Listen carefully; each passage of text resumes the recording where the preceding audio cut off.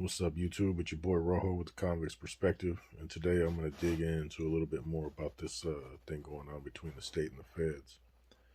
You guys have asked, like what do I think is going to happen, and are people going to be able to come back? Like if the feds were to regain control of the state, would those that aren't in leadership positions be able to come back? And I'm going to break that down a little bit, man. But to keep it 100, the gentlemen in the feds, they're not going to let it go. They're going to continue pressing the issue until they feel like things have played out the way that they believe they should play out. The leadership in the feds is way more experienced, educated, and man, totally dedicated to the cause. I'm not saying that the ones in the state, aren't dedicated or anything like that. But the guys in the feds, man, this is their whole life. You know what I mean? Like Corny and Tibbs, Pinky, Skip. I mean, they're not playing at all. The amount of foresight and leadership and overall intelligence between those individuals is, man, it's hard to put into words. It's like the common person be like, oh, they're just a bunch of gang members and this and that, and they're doing life, they're not that smart. You're wrong. I've done a lot of time with Tibbs and Corny especially. They're extremely gifted intellectually. There's no doubt about it. The way things went down were sort of kind of appropriate based on the Constitution. The head of power is supposed to be in Pelican Bay, whoop-de-whoop. If somebody leaves or be replaced, there's no provision for such a mass exodus, though. There wasn't no time or the manpower to take proper voting to elect new leadership. I mean, could it have been done hastily? Maybe. Do I think it was? No. I think people just stepped in the line based on seniority and their captain status. But I'll tell you what, man, I know without a doubt that this is all going to come to a head real soon. And whatever happens, there's going to be a little bit of a war during the power struggle. But it's not gonna remain how it is. It's gonna change. It's just a matter of time. There's too many people that are still either loyal to the feds or don't really have a say so. They're just following instructions to where they are in a particular environment. If they're on this yard with this individual, they're the yes sirs. They're the just stay out of the way, do as little as needs to be done to not get in trouble, and keep it moving. You know what I mean? Them people don't care who's in charge. They're not leadership material. So I say within a year, there's going to be some major incidents to take place. I mean, that's just my opinion, but this has gone on a while, and there's gonna have to be some kind of time where everybody gets back on the same page. They can't. I mean, California is too big of a market to have two groups that are supposed to have the same common purpose jockeying for control and profits, etc. I know the feds are recruiting, and they're gonna continue to recruit and get bigger, and they're probably gonna try to get bigger than the state. Just to expand, their objectives across the country. More population, more areas, more potential income. More income goes back to the top. So these guys know that there's talent from every state. California is not the only state that has the appropriate level of individual to be a member of one of these groups. You know what I'm saying? So, traditionally, the MA's recruited out of the LA, San Diego Valley, all them kind of areas down there, and the North Bend and the Northern Valley and the cities up here. But both groups, man, they see the potential for so much more, so much more advancements in hookups and soldiers, and the the scope of money they make here is vast. But man, if you could have, let's say the MA, if they can have LA, why wouldn't they want Phoenix? You know what I mean? Why wouldn't they want, you know, uh, wherever? You know what I'm saying? San Antonio. It'd be hard to get into Texas, but you're gonna push your agenda and try to open up new sources of revenue, so everybody can get a kickback. California is so populated, especially them guys down south. You know what I mean? They're right on top of each other. You know what I mean? I've heard stories from MA members and Sureños that have been in these groups down there. We call them regiments, whatever they call them, and they're constantly butting heads because their areas are so close to each other that some dude might have a maybe a gambling shop here, some dude might have a stash house, safe house right here, and they're putting in work on each other, not knowing that it's one of their own people's things. So if you spread that out, you could send, let's say Big Happy just gets out, man, you could set him up after he gets out of parole. Man, you could send him to Vegas. You could send him to, you name it, Albuquerque, and push that agenda out there where, you got this brand new unestablished territory with take a couple of little Sureños from your hood and go out to these towns. And now you're not worried about stepping on any other of your people's toes. And that, cuts down internal confrontation. Well, the same thing with the NF. Although geographically we're not necessarily stacked on top of each other up north, they're still, why compete with each other? And so that's the benefit of them dudes being in the feds, is they can open up marketplaces where, maybe there's not necessarily even a lot of Latinos, like maybe Indianapolis, maybe Detroit. You got the right hookups, you could be successful anywhere. And with the hookups we get in California, as far as things that we're not supposed to really move around, not too many places can beat our prices. I mean, that's going to consist of equaling in Arizona, New Mexico, and Texas, because of that common little line that separates the United States and Mexico. Every mile you get away from there, the price is going to go up and the quality is going to go down. You know what I mean? So it makes sense for the feds to recruit at a higher rate to open up these other markets. And it also makes sense to have more manpower, and for them right now, they still have regiments in California, people that are sending money to them. I mean, I don't know. I haven't seen, no kind of ledgers or nothing, but I'm not stupid. You know what I mean? And they're going to be competing in the same area as the feds, when in theory it's one group. They shouldn't be two people getting two separate things from maybe some kind of supplier, and trying to price bust each other. It don't make sense. Everybody loses that way. You have to all be on the same page to be successful, and that's been the problem historically, is people not being on the same page and not keeping, security. You know what I mean? Like, okay, the thing with the whole Black Widow thing, if the rules would have been followed, that would have never happened. You know what I'm saying? Like, I was taught, and I was taught this over and over and over. You don't share any of your goings on with anybody that's not in your regiment. Can you guess why? If we fall, San Jose doesn't fall, Salinas doesn't fall, Central Valley doesn't fall, wherever the other regiments, because they don't know our business and we don't know theirs. So in the event that somebody gets pinched and tries to make a deal, they'd be like, well, what about them guys up in Pittsburgh? What about them guys in Salinas? Man, I don't know what they do. You know what I mean? They don't even talk to us. And it's not that you're not talking to them out of disrespect. It's out of security. You know what I mean? Each regiment and each cell should be operating independently, and that's for the collective good.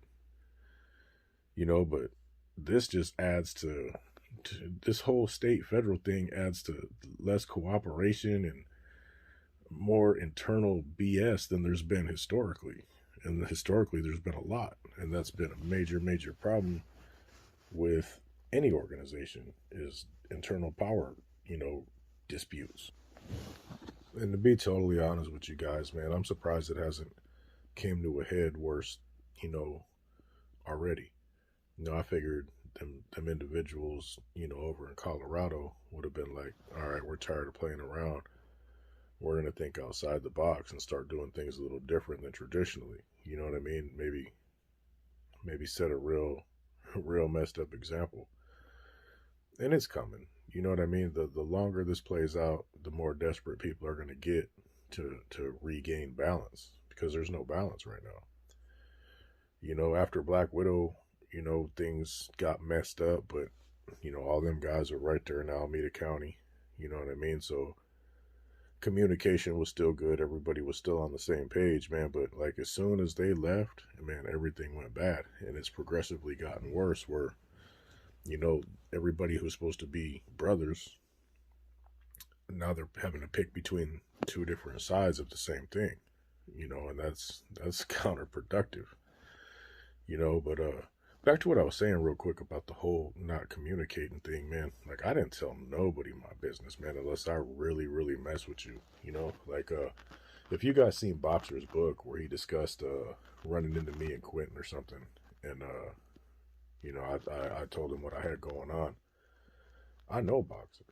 You know what I mean? I know Boxer's cool with me. You know what I'm saying? If you don't earn my respect as a human being and impress me with your character, I'm not going to mess with you just because we're the same thing, unless it's direct order for me to do so. With that in mind, I mess with Boxer, and there's a few other dudes that I was locked up with that I would have messed with real tough. But not all of them had that coming for me. You know what I mean? Like I told you guys about the incident with Dancing Bear. I pull up to Quentin. He's a category 3. I'm still a category 1 at the time, right? And he starts trying to pressure me into revealing all my street activities, safe houses, go. Sorry, y'all, the dog's being nosy. Safe houses, etc. And like all my business, how much I'm contributing, you know what I mean? Just, man, crazy questions. And I'm like, bro, with all due respect, I can't provide you with that kind of information, my man. Without direct, authority from who. And he's like, well, who's your channel? And I'm like, Tibbs. He's like, oh, me and Tibbs go way back and da da da da da. Well, me and Tibbs had discussed this individual before, and Tibbs didn't respect him. You know what I mean? I haven't mentioned this before, but yeah, I mean, Tibbs told me he was a clown. You know what I mean? That he was on borrowed time. So basically, I just said, hey, I'm not trying to disrespect you. I respect that you've been around a long time, and I respect your status. But I'm under strict orders not to breach the security of my regiment for any reason without prior authorization.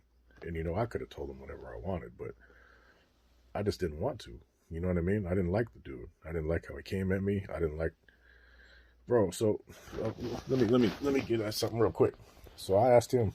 I go, hey man, do you remember the order of the parts of the Constitution? What order they're in? I know. And he's like, oh man, I never really paid attention. And I was just like, man, you don't pay attention to what you're obligated to fulfill for the rest of your life. That's what I was thinking at the time. I'm like, so I just thought he was a clown instantly. And he tried to get me in a cross, man. Somebody had came through Quentin, and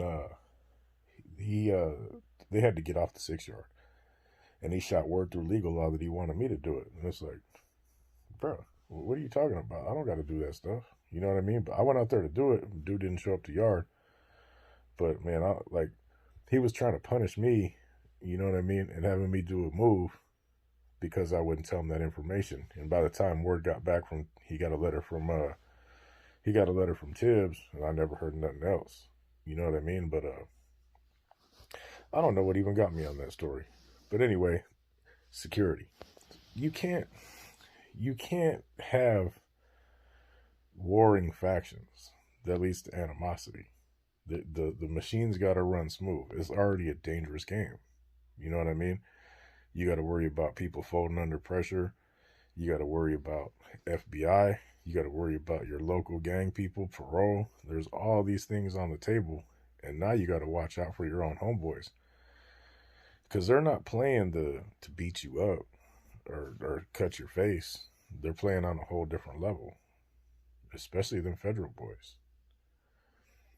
You've read the paperwork on them dudes. They expect you to do the exact same thing if they send you to do something. And don't fail. Period. You seen what happened with the Brown Bob situation, where dude didn't get rid of the evidence correctly. You see what happened to him? He just did a major thing, you know what I mean? For the benefit of everybody, supposedly, right or wrong.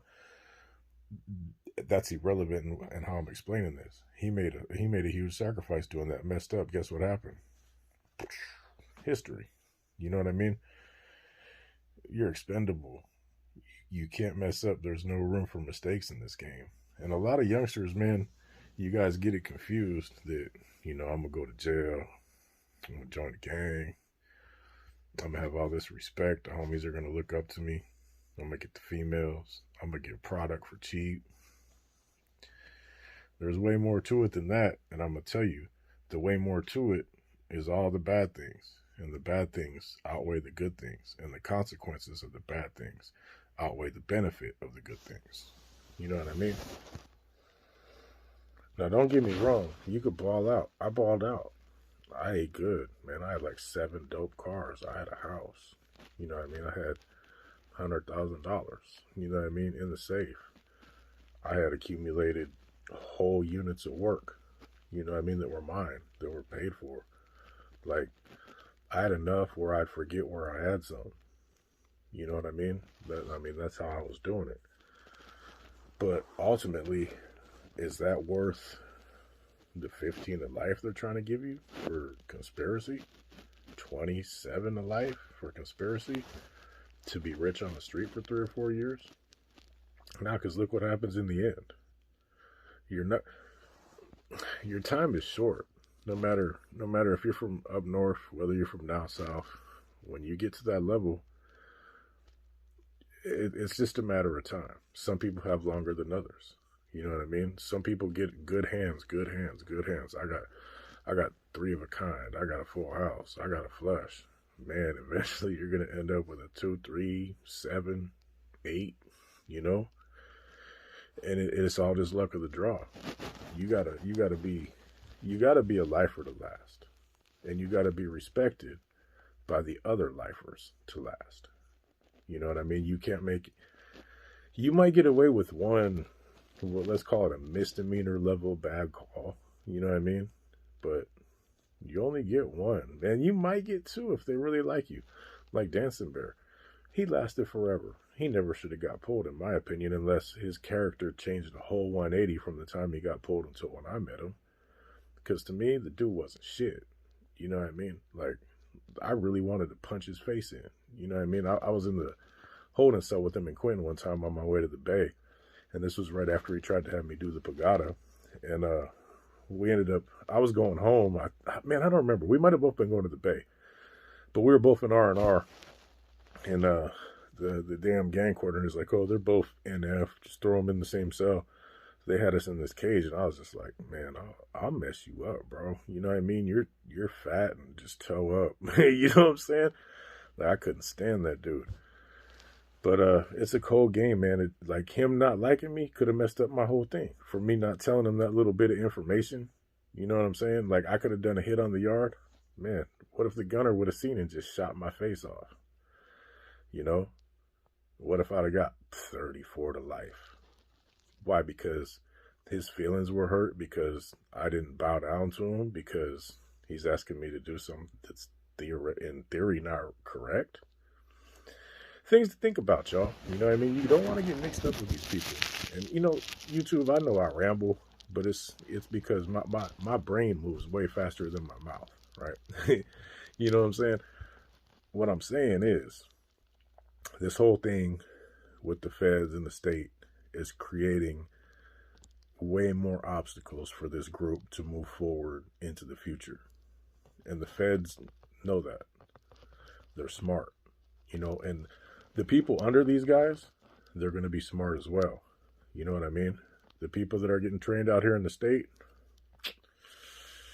not saying all these guys in the state are dumb, but they're not the guys in the feds.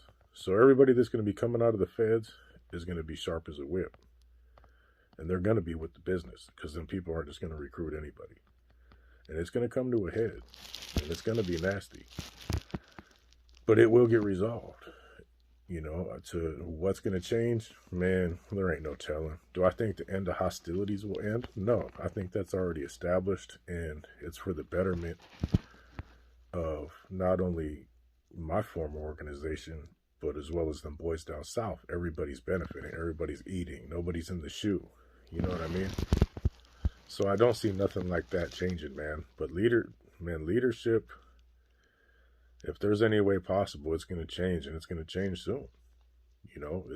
This is dragging everybody down. People, these guys out there on these main lines, they're making money now with work and cell phones and whatever other hustles they got going on.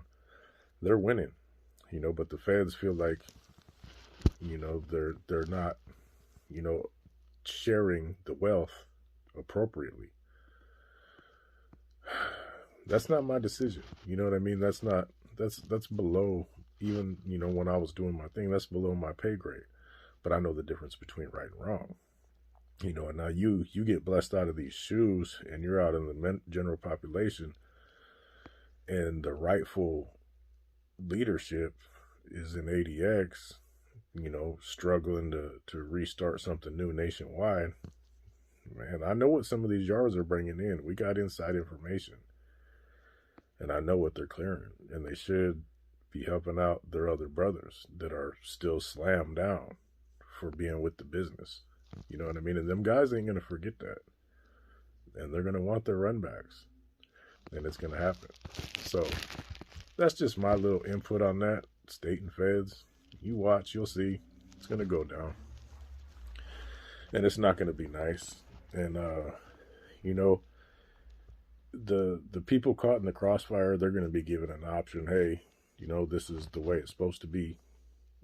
If you're willing to listen to this, if you're willing to abide by this program the way we're setting it up, you're good.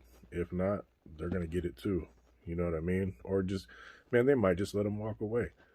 But, because they don't really need them, because they're going to have enough new people. Excuse me. But the state feds thing, it's going to be a crisis, and it's coming. And just hopefully not too many people will be affected by it, because the outcomes, you guys know the outcomes. You know what I mean? All you guys that have been to the joint, and you got family in the joint, it's not just going to be like, we're going to beat this dude up and ask him to leave. It's way more serious than that. I know I rambled, but you guys feel what I'm saying, man. It's a dangerous life, and things are about to get nasty. Have a good night, you two. It's your boy, Roll. I'll holler at you.